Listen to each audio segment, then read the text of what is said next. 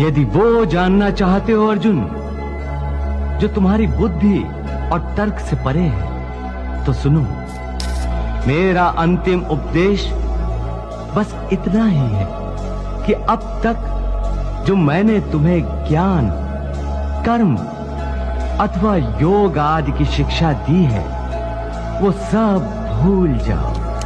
सब पूजा की विधियों को, सब योग साधनों को और समस्त धर्मों को भुलाकर केवल मेरी शरण में इस प्रकार आओ जैसे कांटों से लहूलुहान और कीचड़ से लथपथ एक बालक रोता रोता भागकर अपनी माँ की गोद में पनाह लेता है। हे प्रिय, हे भक्त, मैं ही कर्म, योग, भक्ति और ज्ञान का चरम बिंदु और परम लक्ष्य हूँ। सर्वधर्मान् परित्यज्य मामेकं शरणं व्रज, अहम त्वा सर्व पापेभ्यो मोक्षयिष्यामि मा शुचा। मुझे में मन लगाओ पार, मेरे भक्त हो जाओ और मुझे नमस्कार करो। सारे धर्मों को त्यागो पार और मेरी शरण में आ जाओ, मैं तुम्हें सारे पापों से मुक्त कर दूंगा। इसलिए शोक न करो धनंजय, शोक न करो। योगी की भांति निष्काम कर्म करो, चिंता न करो पार, चिंता न करो, मुझ में विश्वास रखो। हे महाबाहो, अपना गांडीव उठाओ और युद्ध करो।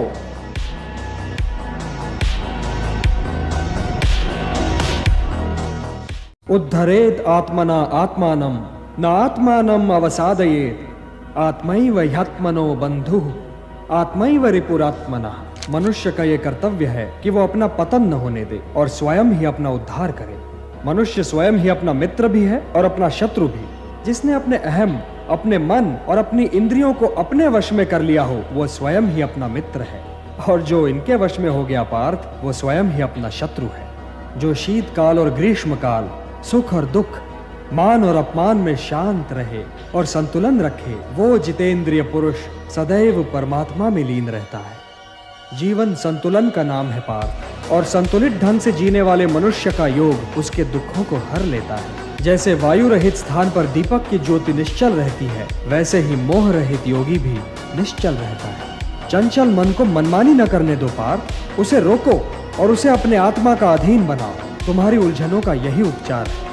मेरी ओर देखो पार्थ, मेरी ओर देखो। जिसे हर दिशा और हर वस्तु में केवल मैं ही दिखाई दूं, वो तो कभी भटक ही नहीं सकता। जो मुझे नहीं भूलता पार्थ, मैं भी उसे नहीं भूलता। वो तो सांसारिक जीवन व्यतीत करते हुए भी संसार से अलग और मेरे भीतर रहता है। हे अर्जुन, जो योगी सबके सुख दुख को अपना सुख दुख माने, वही परम श्रेष्ठ है। सारे धर्मों को त्यागो पार्थ और मेरी शरण में आ जाओ, मैं तुम्हें सारे पापों से मुक्त कर दूंगा। इसलिए शोक न करो धनंजय, शोक न करो। हे प्रिय, हे भक्त, मैं ही कर्म, योग, भक्ति और ज्ञान का चरम बिंदु और परम लक्ष्य हूं। इसलिए योगी की भांति निष्काम कर्म करो, चिंता न करो पार्थ, चिंता न करो, मुझ में विश्वास रखो। हे महाबाहो, अपना गांडीव उठाओ और युद्ध करो। ना किसी के मरने का शोक करो, ना किसी के साथ नाता टूटने का दुख मानो। वैसे भी मेरी माया इतनी प्रबल है अर्जुन कि जिन्हें तू समझता है कि तेरी मृत्यु के बाद शोक करेंगे, सारा जीवन रोते रहेंगे, वो भी असत्य है। मेरी माया के प्रभाव से थोड़े ही दिनों के बाद उन रोने वालों को तू फिर हंसता खेलता देखेगा। मित्र 4 दिन रोता है, भाई 10 दिन रोता है, पत्नी उससे अधिक रोती है, माता सबसे अधिक समय तक रोती है, परंतु सबके आंसू धीरे धीरे सूख जाते हैं और उन आंखों में फिर से नए नए सपनों की रोशनी चमकने लगती। जो मनुष्य अपनी दृष्टि को नियंत्रित नहीं कर पाता, वही पाप के मार्ग पर बढ़ता है। हे पार्थ, याद रखो कामना वो अग्नि है जो जंगली आग की तरह फैलती है। पहले वो मन में एक विचार जलाती है, फिर वही विचार बार बार लौटकर आदत बन जाता है, और जब मनुष्य उस आदत में डूब जाता है तो वो पाप से भी नहीं डरता। यही काम वासना है जो विवेक को खा जाती है और धर्म को नष्ट कर देती है। मनुष्य स्त्री को देखकर गलत विचार इसलिए करता है क्योंकि वो स्त्री में आत्मा नहीं देखता, केवल शरीर देखता है। वो भूल जाता है कि वो भी एक जीवात्मा है, ठीक वैसे ही जैसे तुम हो। उसके भीतर भी वही परमात्मा विराजमान है जो हर जीव में है। शरीर क्षणभंगुर है पर आत्मा नित्य है।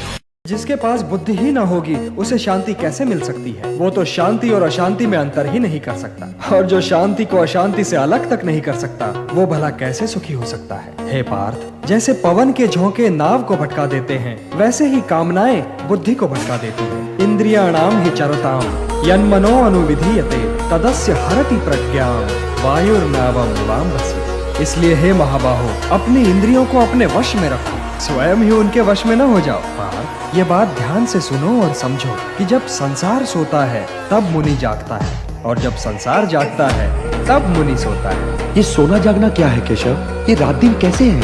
रात और दिन की तो मैंने बात ही नहीं की थी पार्थ। मैंने तो केवल सोने और जागने के विषय में बात की थी। सामान्य पुरुष की जाग हर क्षण कुछ पाने और भोगने के मोह में व्यतीत होती है। यही उसकी चेतना का लक्ष्य है।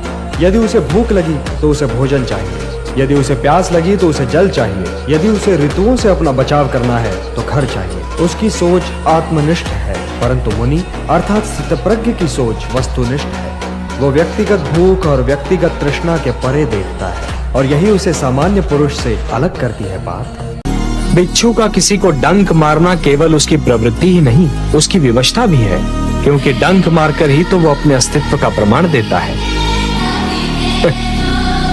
यदि दानवों में युद्ध, हिंसा और रक्त की प्यास ही ना हो तो उन्हें दानव क्यों कहा जाए?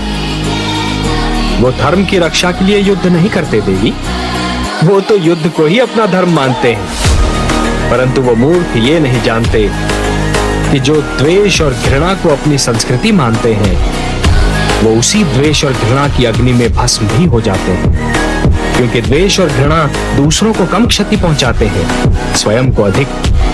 जो भी व्यक्ति ये समझते हैं कि ये तंत्र मंत्र, ये सर्वनाश और अंधकार की शक्तियां केवल किसी और को ही क्षति पहुंचा सकती हैं, तो वो उनका भ्रम है। सत्य तो ये है महादेवी कि जो ईश्वर के सच्चे भक्त होते हैं, जो स्वयं ईश्वर पर संपूर्ण विश्वास करते हैं, ये तंत्र मंत्र की शक्तियां उनका बाल भी नहीं बांका कर सकती। इस प्रकार द्वेष और घृणा का मारा व्यक्ति पड़ोसी के घर को जलते हुए देख ये भूल जाता है कि उसी अग्नि की लपटें स्वयं उसका घर भी जला सकती हैं।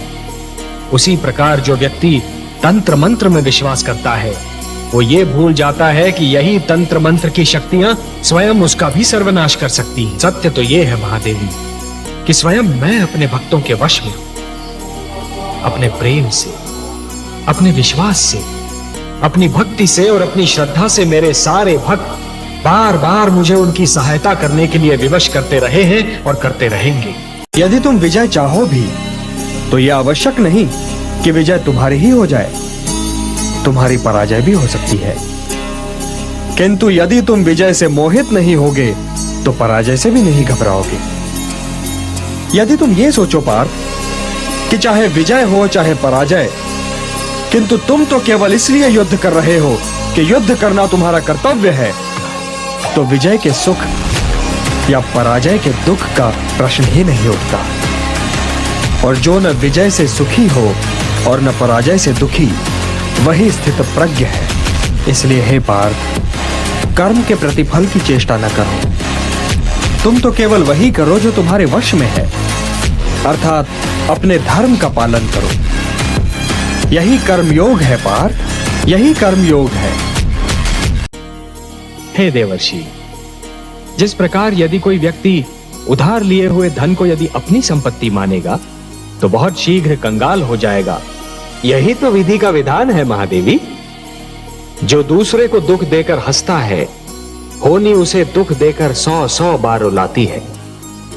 इसलिए दूसरों को दुख देने से पहले इतना अवश्य सोच लेना चाहिए कि यदि इसी दुख का वज्र अपने सिर पर गिरे तो क्या होगा। महादेवी, जिस प्रकार बिच्छू को यह ज्ञान नहीं होता कि उसका डंक केवल किसी और को नहीं स्वयं उसे भी चुभ सकता है, उसी प्रकार एक दुष्कर्मी को भी यह ज्ञान नहीं होता कि उसका दुष्कर्म स्वयं उसे भी हानि पहुंचा सकता है। सत्य इंद्रियों की पहुंच के बाहर है। ऐसा नहीं कि मुनि को भूख नहीं लगती, लगती है, परंतु वो अपनी भूख के परे देखता है और ये सोचता है कि भूख का उपचार क्या है। इसीलिए सामान्य मनुष्य का दिन मुनि के लिए रात है, और जो सामान्य मनुष्य की इस रात से अपने को बचा ले वही स्थित प्रज्ञ है। या निशा सर्वभूतानां तस्याम जागृति संयमी, यस्याम जागृति भूतानि सा निशा पश्यतो मुनेः। जैसा तुम देखोगे वैसे तुम्हारे चिंतन होंगे, जैसा तुम्हारा चिंतन होंगे वैसे तुम्हारे विचार, जैसे तुम्हारे विचार होंगे वैसा तुम्हारा चरित्र होगा, और जैसे तुम्हारा चरित्र होगा वैसे तुम्हारा भविष्य। यादव, श्री वासुदेव, कृष्ण, यही एक व्यक्ति है जिसके साथ बुद्धिमान मनुष्य सदा ही मित्रता रखता है। ऐसा क्यों मामा श्री? क्योंकि सारे आर्यावर्त में यही है जिनके साथ शत्रुता करने का सामर्थ्य हमारे पास नहीं। वासुदेव कृष्ण नाम है मेरा, जो मुझ पर अपना अधिकार मान लेता है, मैं स्वयं पर उसका अधिकार मान। और मन में ये पक्का विश्वास रखो कि जिस नियत के साथ तुम कर्म करोगे उसी नियत के अनुसार तुम्हें फल अवश्य मिलेगा। कर्म का ये अटल विधान है, इसमें कभी किसी के साथ अन्याय नहीं हो सकता। हे अर्जुन, प्राणी का कोई भी कर्म नष्ट नहीं होता, मनुष्य को अपने हर कर्म का फल अवश्य मिलता है। इस तरह प्राणी के कर्मों के अनुसार उन कर्मों का फल हर मनुष्य के प्रारब्ध में लिख दिया जाता है। यदा यदा हि धर्मस्य जब जब धर्म की हानि होती है, ग्लानिर्भवति भारत, जब जब अधर्म बढ़ता है, अभ्युत्थानम् अधर्मस्य तदात्मानं सृजामि, तब तब मैं आता हूँ। परित्राणाय साधूनां सज्जन लोगों की रक्षा के लिए मैं आता हूँ। विनाशाय च दुष्कृतां, दुष्टों का विनाश करने के लिए मैं आता हूँ। धर्म संस्थापनार्थाय धर्म की स्थापना के लिए मैं आता हूँ, संभवामि युगे युगे। और युग युग में जन्म लेता हूँ। ये संकल्प की शक्ति है महादेवी। जब कोई व्यक्ति किसी कार्य को करने के लिए दृढ़ संकल्प कर लेता है तो पर्वत भी उसके सामने राई के समान हो जाता है, फिर कोई भी बाधा उसका मार्ग नहीं रोक सकती। हे महादेवी, जब एक छोटा सा झरना संकल्प कर लेता है तो चट्टानों की छाती चीर कर बाहर निकलता है। जब एक नन्हा सा बीज उगने का संकल्प करता है तो पथरीली धरती से बाहर फूट कर निकलता है। मानव के मन में असंख्य शक्तियां भरी हैं महादेवी, और इन सारी शक्तियों में महानतम शक्ति है संकल्प। संकल्प असंभव को भी संभव बना सकता है।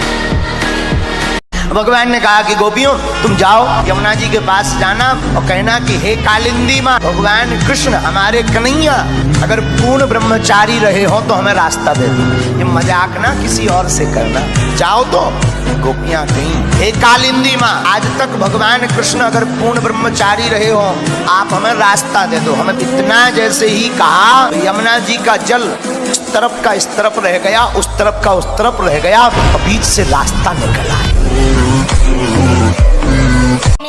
केवल भगवान कृष्ण ऐसे हैं जिन्होंने महाभारत के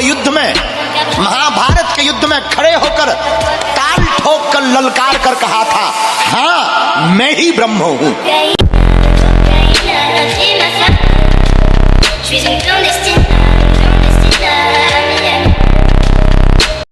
मांस और मदिरा से दूर रहिए और जानवरों की बलि चढ़ाना बंद कीजिए। ब्रह्मचर्य का पालन कीजिए, तुम्हारे मन और शरीर का शुद्धिकरण होगा, तुम शक्तिशाली बन जाओगे। सिर्फ दिखावे के लिए अच्छा मत बनो। ऊपर वाला तुम्हें बाहर से ही नहीं बल्कि भीतर से भी जानता है।